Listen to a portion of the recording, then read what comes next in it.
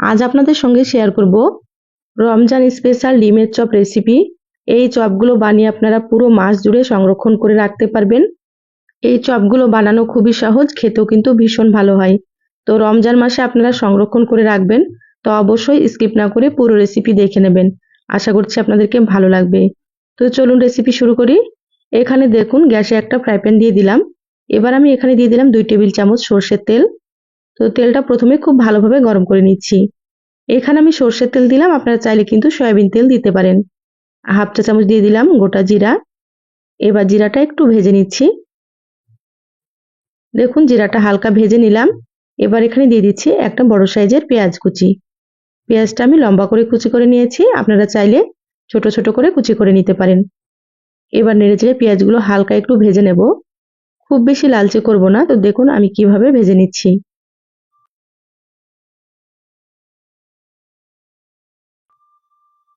পেঁয়াজগুলো ভাজা হয়ে গিয়েছে। এবার আমি এখানে দিয়ে দিচ্ছি হাফ চা চামচ আদা বাটা আর দিয়ে দিচ্ছি হাফ চা চামচ রসুন বাটা। এবার আদা রসুনটা একটু ভেজে নেব, যাতে করে আদা রসুনের কাঁচা গন্ধটা চলে যায়।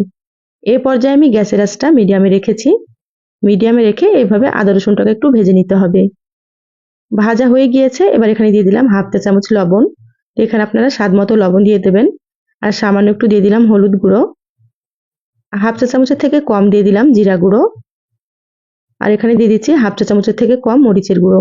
এখানে আমি কাঁচা মরিচ দিয়ে দেবো, সেজন্য অল্প করে দিয়ে দিলাম। আপনারা যেমন ঝাল খেতে পছন্দ করেন সেভাবে করে মরিচ গুঁড়ো দিয়ে দেবেন।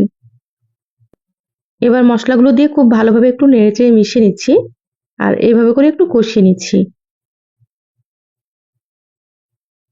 মশলাগুলো 2 মিনিট মতো নেড়েচেড়ে কষিয়ে নিয়েছি। কষানো হয়ে গিয়েছে। এবার আমি এখানে দিয়ে দিচ্ছি সেদ্ধ আলু। বড় সাইজের 2টো আলু সেদ্ধ করে নিয়েছি, তারপরে গরম থাকতে কিন্তু আলুটাকে ম্যাশ করে নিয়েছি। এবার আমি এখানে দিয়ে দিচ্ছি। খুব ভালোভাবে মশলার সাথে নেড়েচেড়ে মিশিয়ে নেব। আলুটা একটু আগে থেকে সেদ্ধ করা ছিল, সেজন্য এখানে একটু শক্ত মনে হচ্ছে। তো এভাবে গরম হয়ে গেলে কিন্তু সুন্দর মতো ম্যাশ হয়ে যাবে। দেখুন মশলার সাথে খুব ভালোভাবে মিশিয়ে নিলাম। এবার আমি এখানে দিয়ে দিচ্ছি 4-5টা মতো কাঁচামরিচ কুচি। তো এই পর্যায়ে কাঁচামরিচটা দিলে কিন্তু খেতে খুবই ভালো লাগে। তো এভাবে আমি দিয়ে দিলাম। এবার আমি এখানে দিয়ে দিলাম হাফ চা চামচ চাট মশলা। তো এখানে যদি আপনাদের কাছে চাট মশলা না থাকে, চাইলে আপনারা এখানে ম্যাগি মশলা দিতে পারেন। দুটোর মধ্যে যে কোনো একটা দিয়ে দেবেন, চাট মশলা বা ম্যাগি মশলা। এবার বেশ কিছুটা পরিমাণে দিয়ে দিলাম ধনিয়া পাতা কুচি। এবার একসাথে নেড়েচেড়ে আবারও খুব ভালোভাবে মিশিয়ে নেব। এই পর্যায়ে আপনারা লবণটা একটু চেক করে নিতে পারেন। প্রয়োজন হলে আবার একটু দিয়ে মিশিয়ে নেবেন। দেখুন খুব ভালোভাবে মেশানো হয়ে গিয়েছে। আলুর পুরটা কিন্তু রেডি হয়ে গিয়েছে। এবার আমি প্লেটে তুলে নিয়ে আলুর পুরটাকে ঠান্ডা করে নিতে হবে। তো প্লেটে তুলে নিয়ে আপনাদেরকে দেখাচ্ছি। আলুর পুরটা প্লেটে তুলে নিয়েছি, গরম আছে, পুরোপুরি ঠান্ডা করে নিতে হবে। তো সাইডে রেখে দিলাম। এখানে দেখুন 2টো ডিম সেদ্ধ করে নিয়েছি। তো ডিমের খোসা ছাড়িয়ে খুব ভালোভাবে পরিষ্কার করে নিয়েছি। এবার একটা ছুরি দিয়ে ডিমগুলোকে কেটে নেব। এখানে আমি একটা ডিম 4 টুকরো করে কেটে নিচ্ছি। এখানে চাইলে আপনারা 2 টুকরো করে কেটে নিতে পারেন। 2 টুকরো করলে কিন্তু চপগুলো অনেক বেশি বড় বড় হবে। সেজন্য এখানে আমি 4 টুকরো করে কেটে নিচ্ছি।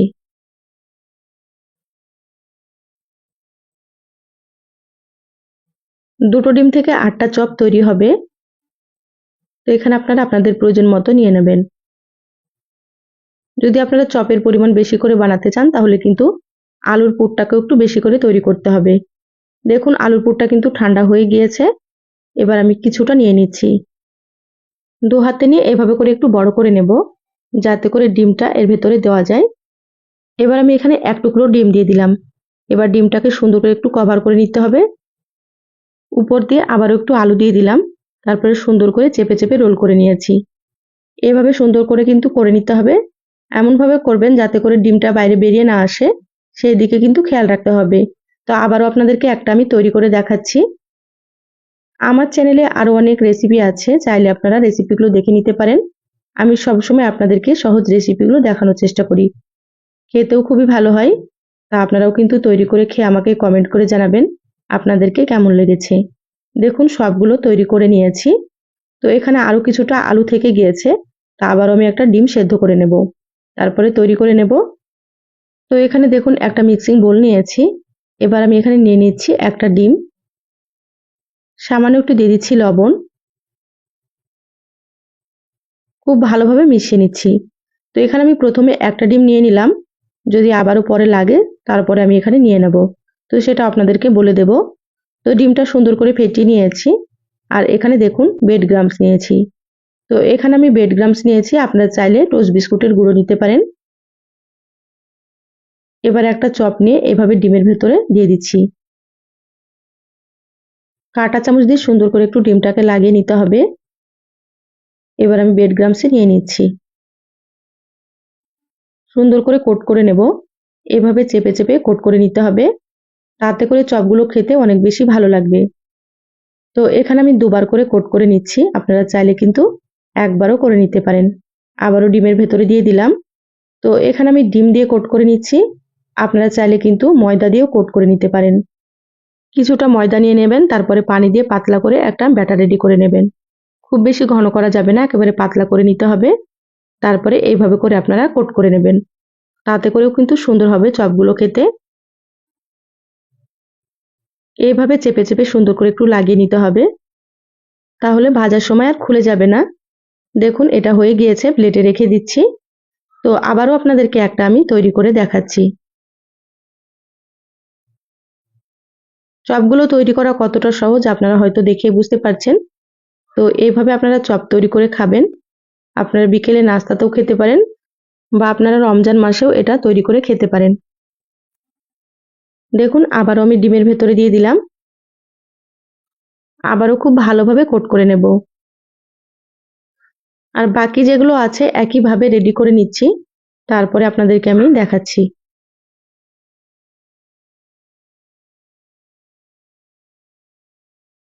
দেখুন এটা হয়ে গিয়েছে,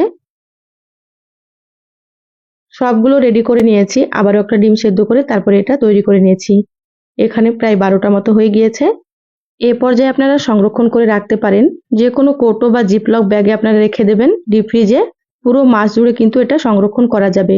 তো সামনে রমজান মাস আসছে, এভাবে আপনারা সংরক্ষণ করে রাখবেন। খাওয়ার 30 মিনিট আগে বের করে নরমাল করে নেবেন, তারপরে ভেজে নেবেন। এবার আপনাদেরকে দেখুন ভেজে দেখাচ্ছি। গ্যাসে আমি সয়াবিন তেল গরম করে নিয়েছি। তেলটা প্রথমে খুব ভালোভাবে গরম করে নিতে হবে, তারপরে চপগুলোকে দিতে হবে। এ পর্যায়ে গ্যাসের আঁচটা মিডিয়ামে করে দিলাম। এবার কিছুক্ষণ ভেজে নিয়ে তারপরে কিন্তু চপগুলোকে উল্টে নিতে হবে। নিচের পাশটা হালকা ভাজা হয়েছে, এবার আমি চপগুলো উল্টে নিচ্ছি। এই চপগুলো ভাজতে কিন্তু খুব একটা বেশি সময় লাগে না, 3 থেকে 4 মিনিটের মধ্যে সুন্দর মতো ভাজা হয়ে যাবে। আর গ্যাসের আঁচ মিডিয়ামে রেখে কিন্তু আপনারা ভেজে নেবেন, তাতে করে সুন্দর মতো মুচমুচে হবে আর খেতেও বেশ ভালো লাগবে চপগুলো।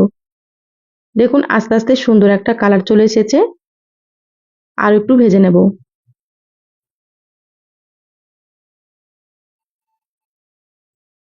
দেখুন চপগুলো ভাজা হয়ে গিয়েছে, এরকম কালার করে ভেজে নিতে হবে, এর থেকে বেশি কালার করব না। এবার আমি তুলে নিচ্ছি। আর দেখতে কতটা সুন্দর হয়েছে দেখুন। এবার আমি টিস্যু পেপার উপর রেখে দিচ্ছি, আর বাকিগুলো একইভাবে ভেজে নেব।